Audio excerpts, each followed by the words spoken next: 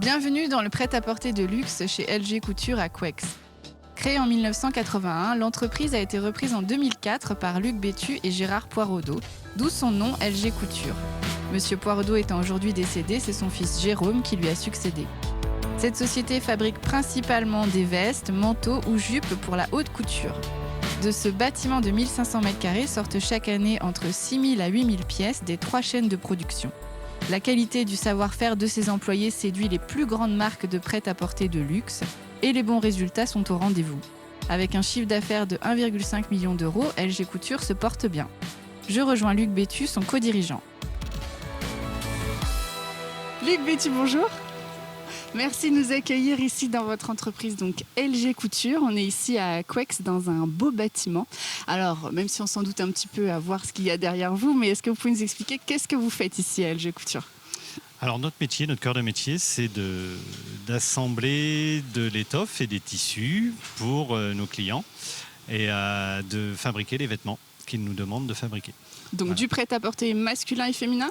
Alors principalement féminin, on fait un petit peu de masculin et c'est du prêt-à-porter haut de gamme luxe, voilà. Avec une tendance plutôt luxe. Plutôt haut de gamme, très luxe, donc on ne peut pas dévoiler le nom des marques de vos clients, mais on sait que c'est du prêt-à-porter de luxe, des très grandes marques qui s'adressent à vous et des modèles qu'on voit défiler sur les défilés parisiens. Sur les podiums parisiens et un peu partout dans le monde et ça fait partie des grands du luxe qui font appel à nos services et nos compétences. D'accord, alors je crois que c'est un bâtiment que vous habitez depuis pas très longtemps, un beau bâtiment. Voilà, on a fait le pari de construire ce bâtiment il y a 1 an et demi. D'accord. On était arrivé un petit peu à saturation dans le bâtiment précédent.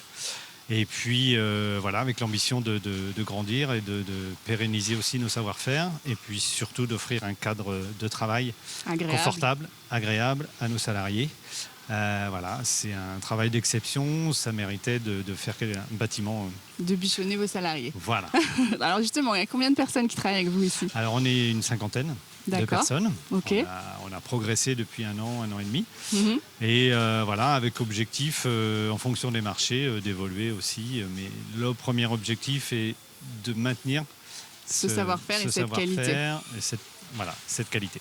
D'accord. Alors, est-ce que vous êtes spécialisé dans un type de vêtement ou quel type de vêtements vous produisez finalement ? Alors, on est spécialisé dans un premier temps sur une matière, ce qu'on appelle le chêne et trame structuré. Donc, c'est une matière chêne et trame. D'accord. Voilà.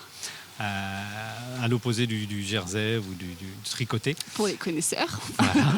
Donc des matières qui se tiennent bien. D'accord. Et après en type de vêtements, donc plutôt la pièce à manches, ce qu'on appelle les manteaux et les vestes, mais aussi on peut faire de la robe, du pantalon, de la jupe, enfin toutes sortes de vêtements. D'accord. Alors ces grandes marques de luxe, là, comment on arrive à les convaincre qu'on a ce savoir-faire et qu'on a la qualité entre les mains pour faire de belles pièces pour eux ?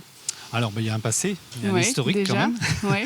Il y a un passif de l'entreprise qui existe depuis 40 ans. Donc, on est petit à petit monté en gamme de production. Mais ces clients fidèles restent finalement. Et ces clients sont venus au fur et à mesure chercher de la capacité de production. Nos métiers ont quand même bien trinqué pendant les délocalisations, tout ça. Donc, la chance qu'on a eue, c'est de pouvoir monter au fur et à mesure en gamme. Et on s'est retrouvé à travailler pour des gens comme ça, petit à petit. Et maintenant, ces gens-là recherchent la qualité, les compétences qu'on a, nous, dans nos ateliers maintenant, et qu'il faut transmettre. Et donc ça nous permet de travailler pour les grands. De la qualité, j'allais dire, autant dans le savoir-faire de vos salariés que dans les machines. Ça demande beaucoup d'investissement, des machines modernes pour faire ce type de pièces. Oui, l'investissement, c'est pas le plus important. D'accord. Oui, il faut du matériel, ça évolue, mais pas tant que ça. D'accord. Notre principale richesse, c'est le savoir-faire de nos salariés, leurs mains, et comment elles le font. Parce qu'on travaille beaucoup à l'aiguille, on travaille à la main pour beaucoup de choses et puis c'est une matière vivante, donc il faut pouvoir la dompter, la manipuler et donc ça nécessite un vrai savoir-faire et une appréhension des compétences techniques qu'on acquiert au fur et à mesure de son expérience. Donc finalement, oui, c'est ce que j'allais vous dire, c'est l'expérience qui prime. Quelqu'un qui sort de l'école ne va pas avoir toutes les clés en main pour être vraiment efficace dans votre entreprise. Alors, sortir de l'école, ça va lui apprendre les bases, mais après, il y a toutes les techniques et l'appréhension des matières, des modèles, des nouvelles techniques de montage différentes d'un client à l'autre et qui changent tous les 2 mois, 3 mois. On ne travaille jamais sur les mêmes vêtements, les mêmes matières. ça change tout le temps. Et donc il faut appréhender ça, il faut des années, et les postes sont compliqués aussi à apprendre au fur et à mesure qu'on monte dans la progression du vêtement, c'est plus difficile. Oui, c'est plus complexe. Voilà, donc les jeunes qui rentrent avec nous commencent sur des postes un peu plus simples. Et puis vous les formez petit à petit, même si après, ça reste compliqué pour le commun des mortels. Et une fois qu'elles ont atteint la qualité et la quantité nécessaire, parce qu'il faut quand même produire assez rapidement, on les fait monter au fur et à mesure sur les postes. D'accord, très bien. Bon, merci beaucoup. Justement, je vais aller rencontrer Jérôme, le co-dirigeant, donc, qui travaille avec vous ici à LG Couture, qui va m'expliquer comment s'organise le travail ici avec vos salariés sur les postes de couture et de confection. Merci. Très bien, Luc. merci. Au revoir. Au revoir.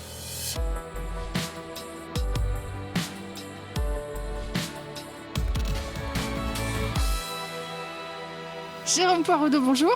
Bonjour. Donc vous êtes co-dirigeant de l'entreprise LG Couture avec Monsieur Bétu. Ici, on est dans l'atelier de confection, on a toutes les opératrices autour de nous. Alors, est-ce que vous pouvez nous expliquer un petit peu comment s'organise le travail ici avec toutes vos employés depuis la réception peut-être du produit brut, parce que c'est le client qui vous envoie le tissu, comment ça se passe? Oui, tout à fait, on est sous-traitant, donc on n'est pas à la base de la création. D'accord. Donc nos clients nous envoient par saison un ou plusieurs modèles à fabriquer. Donc à partir de là, on a un premier prototype à faire, à réaliser, qui permet de voir un petit peu le bien-aller du vêtement. Donc là, c'est les prototypistes, donc c'est une personne dans l'entreprise qui va fabriquer le vêtement de A à Z. Donc alors là, pas la partie coupe. C'est pas faire le patron, hein, c'est pas ça. Non, tout à fait. D'accord. C'est pas le patron il est vérifié au préalable au niveau du lectra. D'accord. Et une fois ce vêtement coupé, donc on va le réaliser de A à Z. Une personne va le réaliser pour qu'il soit essayé ensuite unitairement sur Paris chez notre client. Donc, donc vous avez une commande, on fait un prototype, il est envoyé à Paris, on vérifie et après démarre la production. Exactement. Okay. Donc une fois qu'il a été essayé, qu'il a été validé, parfois il y a des retouches.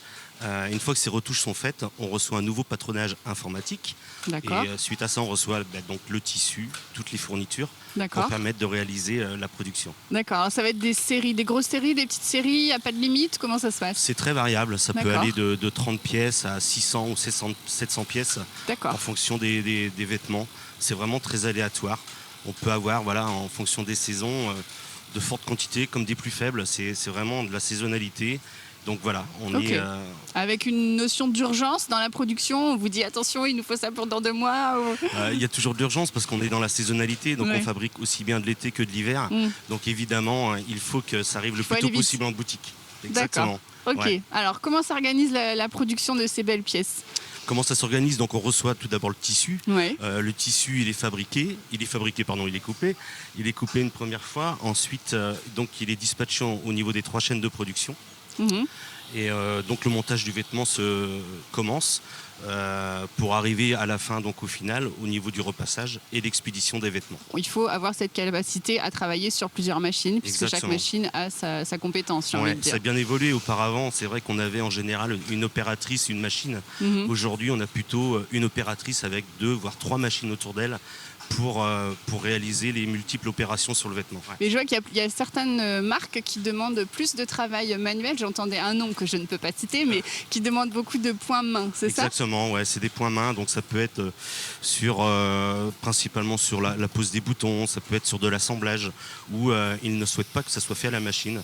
C'est une volonté vraiment du client. D'accord. De la création, c'est leur volonté de faire des points main sur certains vêtements, effectivement. Et sur certains vêtements, c'est plus ou moins long. Par exemple, parfois une opération peut prendre jusqu'à 30 minutes pour une seule opération sur un vêtement. Moi je dis qu'on est de plus en plus vers l'artisanal en fait, parce qu'on fait énormément de choses à la main. C'est pas que des machines en fait, donc on tend de plus en plus sur l'artisanal, malgré qu'on soit quand même industriel. Oui, bien sûr, c'est l'alliance des deux, c'est un partage finalement. Tout à fait. Très bien, merci beaucoup Jérôme. Je vous en prie. Je vais aller discuter maintenant avec Anaïs, qui est opératrice de confection chez vous. Donc voilà, une petite main comme ça qui travaille ici et qui va me parler de son métier au quotidien. Merci à vous. Merci. Au revoir. Au revoir.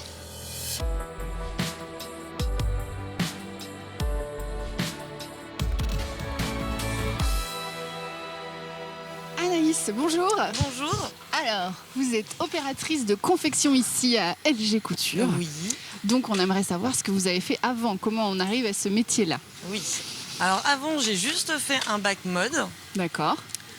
Et si j'ai quand même voulu faire 2 ans de lingerie corsetterie, D'accord. Ce qui n'a pas du coup servi à grand chose ici. C'est vrai. Mais bon, après je me suis dit il me faut un boulot, donc il y avait une petite annonce. Je suis venue, je suis jamais repartie. Et donc ça fait combien de temps? Ça fait 5 ans. D'accord. Voilà, c'était pas forcément prévu comme ça. Mais finalement ça tombe bien. Voilà, donc je suis arrivée, ça s'est plutôt bien passé. Je me suis plutôt bien entendue avec les gens, le boulot était plutôt cool. Donc je me suis dit, je crois que je vais rester. Bon, bah très bien. Et voilà. Donc finalement, de votre expérience de ce bac mode et puis de cette expérience corsetterie qui n'a rien donné, mais est-ce que vous avez quand même appris un savoir-faire, quelque chose qui vous a servi ici? Alors justement, à l'école, on a quand même appris des bases. Oui. Des bases de couture, piqûre ou pas? De couture, de patronage, on a quand même eu pas mal de bases. D'accord. Sauf que ça ne nous aide pas forcément après quand on est ici. C'est pas ce qu'on vous demande. Voilà. D'accord. Parce que nous, on apprend des choses assez simples, c'est concret, mais ça reste de la piqûre simple. Voilà, ça ne s'adapte pas forcément sur certains tissus, sur certains modèles. Mhm. Que ici, on apprend vraiment à faire de tout et sur n'importe quoi. Mais donc, quand même avec une exigence de qualité aussi. Le fait que vous travaillez sur des grandes marques, ça demande... Ça, par contre, c'est quand même quelque chose qu'on apprend à l'école, c'est quand même la qualité. D'accord. À la limite, il vaut mieux être un peu plus lent, mais faire les choses propres. Bien. Et ici, il faut aller un peu plus vite quand même, mais faire toujours aussi propre. Et oui, parce que ce soit sur machine, les points main, les choses particulières, il faut faire attention à tout. D'accord. Tout contrôler. Et oui, vous travaillez pour des grandes marques aussi, donc je pense qu'il y a une exigence aussi derrière au niveau du rendu. Et à l'école, on n'apprend pas forcément à contrôler 50 pièces tout le temps. D'accord. On en contrôle une, puis on arrête. C'est forcément, vous n'avez pas cette productivité à fournir derrière. Ça vient après avec le temps. Ici, on s'adapte au bout d'un moment. Donc vous avez été formé finalement à ces techniques un petit peu de précision ici directement dans l'entreprise dès le début de votre arrivée? Ah oui. D'accord. Dès le début, on dit préfère que tu en fasses moins, mais que tu les fasses bien. D'accord. Franchement, depuis que je suis là, j'apprends plein de trucs, j'ai appris utiliser plein de machines différentes. Et ça vous plaît? J'adore. Ah oui, j'adore.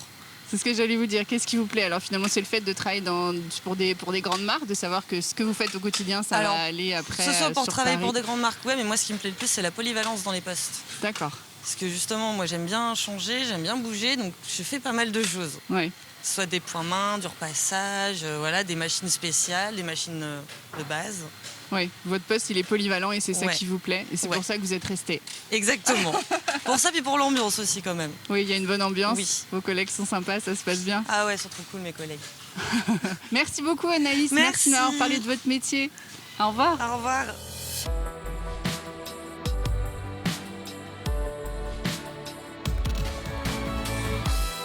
Réussir à s'imposer dans l'univers du textile n'est pas chose facile, surtout dans le monde du luxe. C'est bien en gardant la qualité de ce savoir-faire et en offrant un cadre de travail agréable à ses salariés que LG Couture se développe et perdure encore aujourd'hui. Car la richesse de cette entreprise, c'est bien sûr ses employés. Merci beaucoup et à la semaine prochaine pour un prochain Mag Eco.